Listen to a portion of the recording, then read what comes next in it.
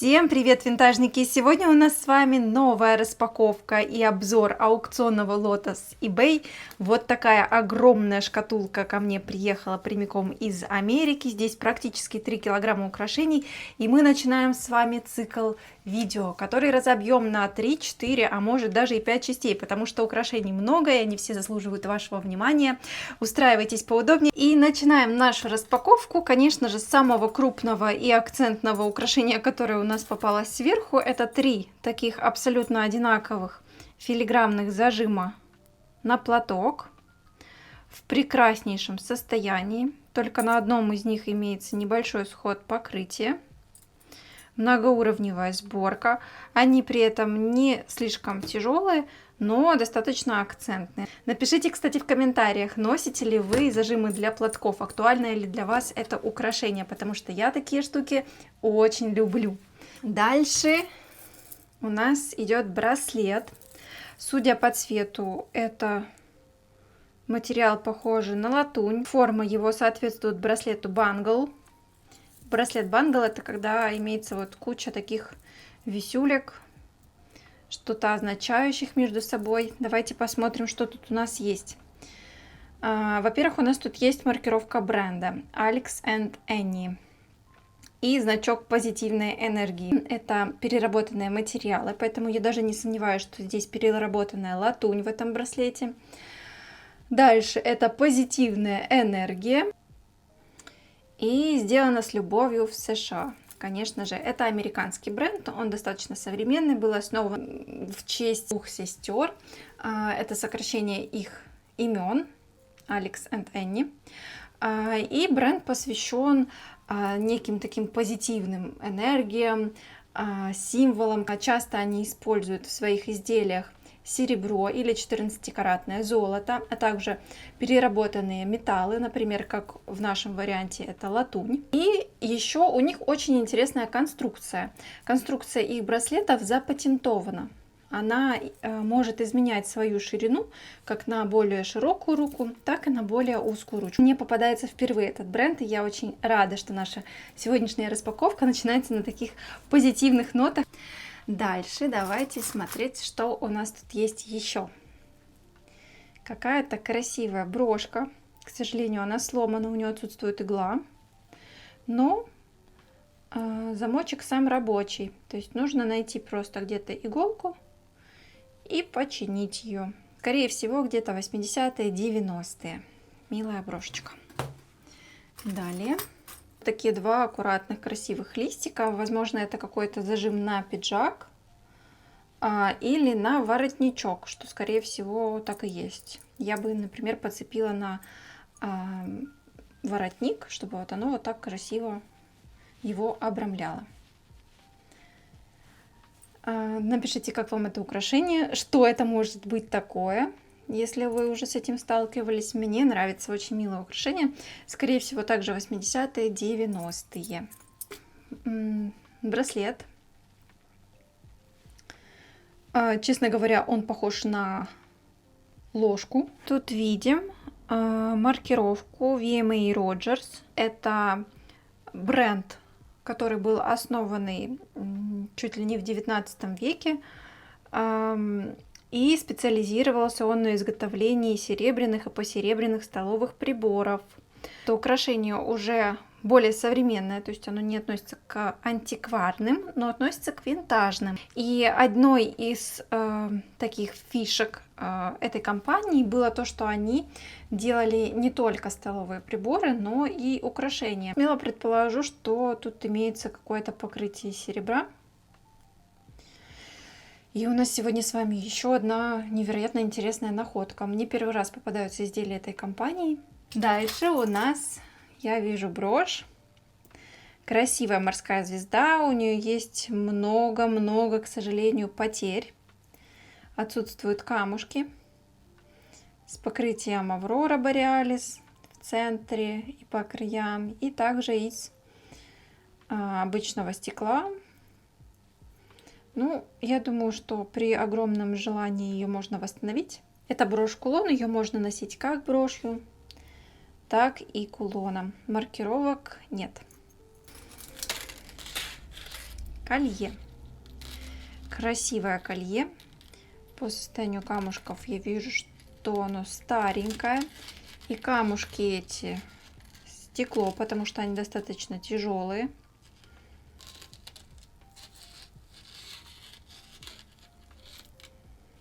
И да, тут есть маркировка, и к моему огромному изумлению, друзья мои, у нас с вами винтажный Сваровский.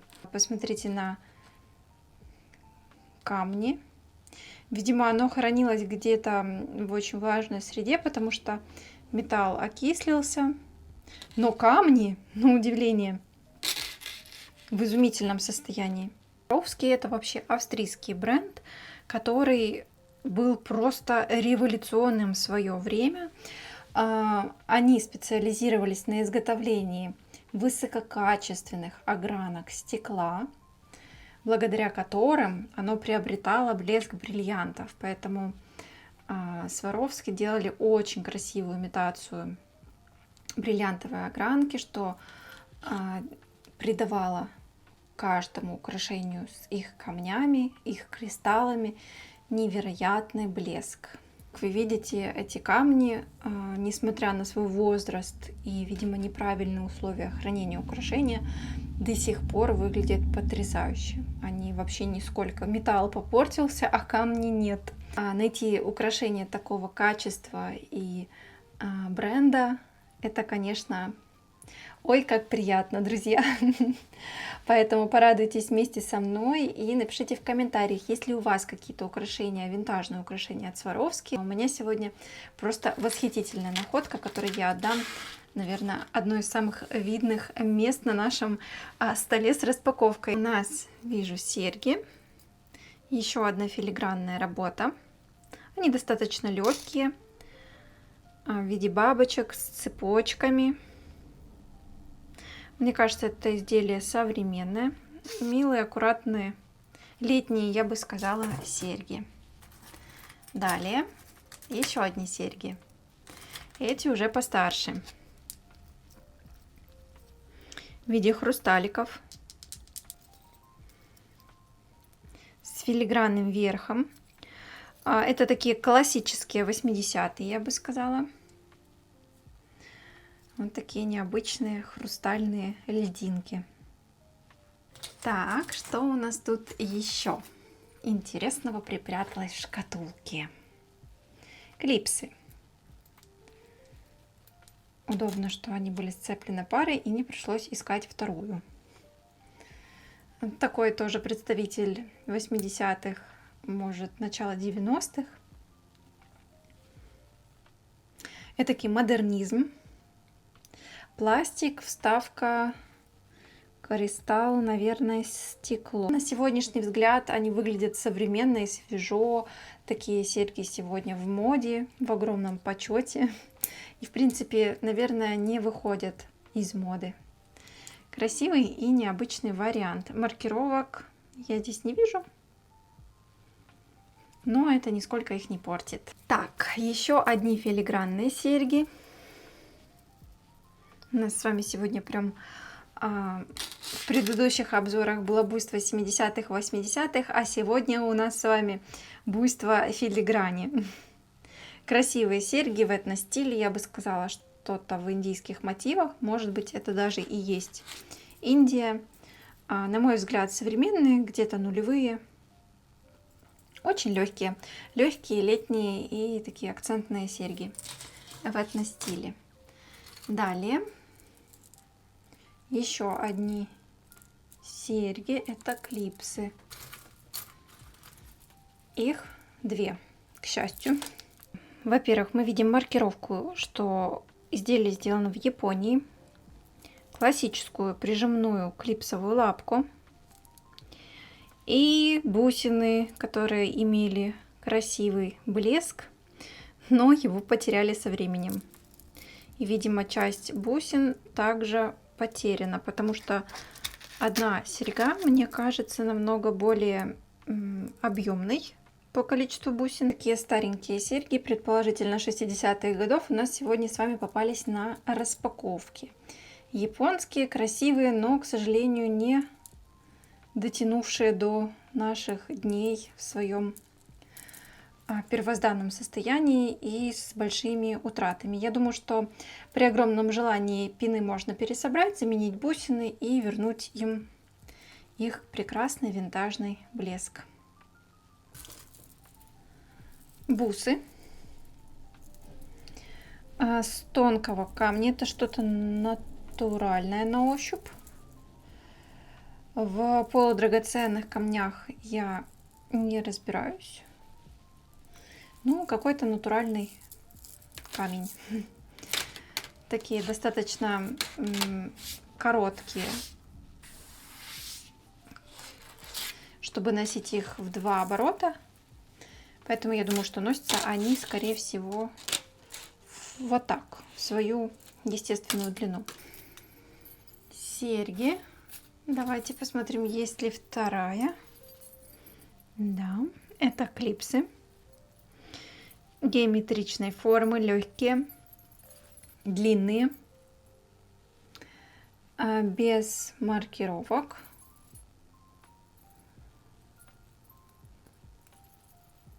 Вот такие достаточно акцентные, но при этом очень легкие клипсы. Необычное изделие. И это серьги.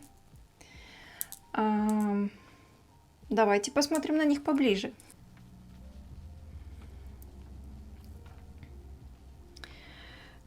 Как мы видим, это какое-то художественное стекло, притом со сквозным рисунком. Что-то очень необычное. Я бы отнесла их к 70-м годам. Еще одни серьги вижу.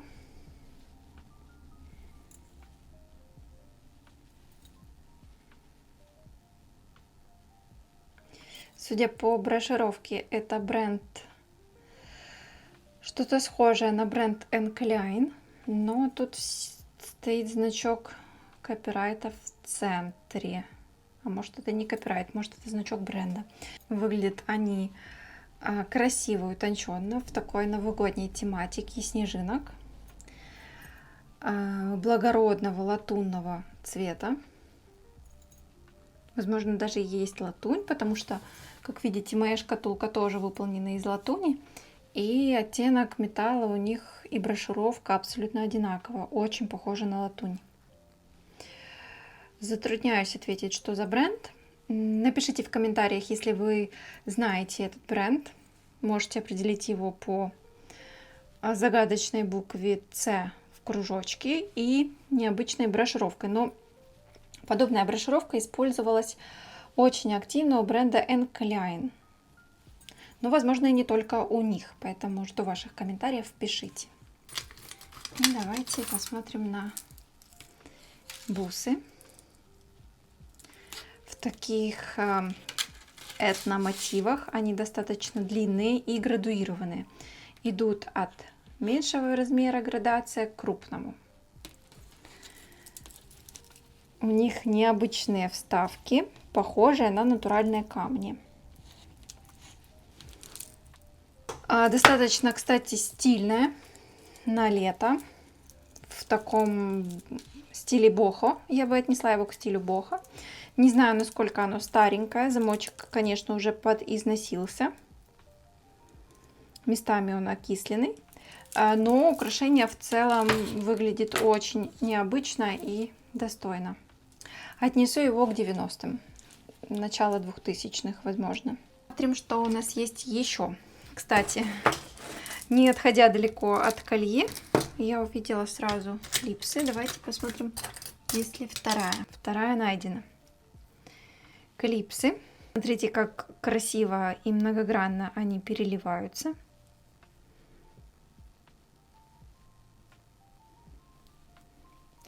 Ужасно, конечно, поклеены, но, возможно, я смогу их как-то отремонтировать и привести в порядок. Необычного такого исполнения. Эффект под натуральный камень. Сложно даже определить так на ощупь, что это. Но выглядит невероятно стильно. По-моему, очень даже напрашивается на комплект. Серьги в таком викторианском стиле, я бы сказала.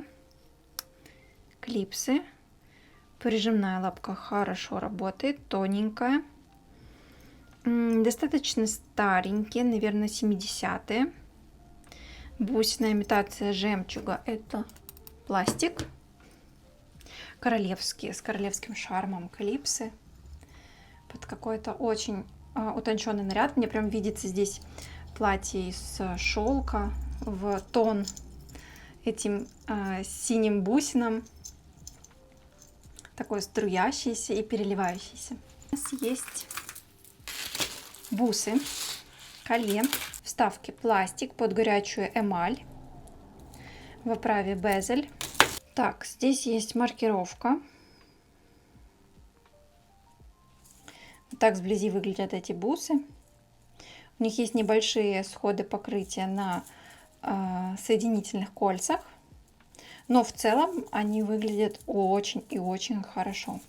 Вот такая интересная распаковка у нас сегодня с вами получилась. Надеюсь, вам понравилось и было интересно, потому что я лично для себя встретила множество необыкновенных украшений, например, как это винтажное колье от Сваровски, новый и необычный для меня бренд, с которым еще нужно разобраться, японские серьги и даже браслет в виде погнутой ложки или какого-то столового прибора. Для меня все это в новинку, не знаю, как для вас, пишите в комментариях. Если вам понравилось, ставьте лайк. И до скорых встреч. Пока-пока!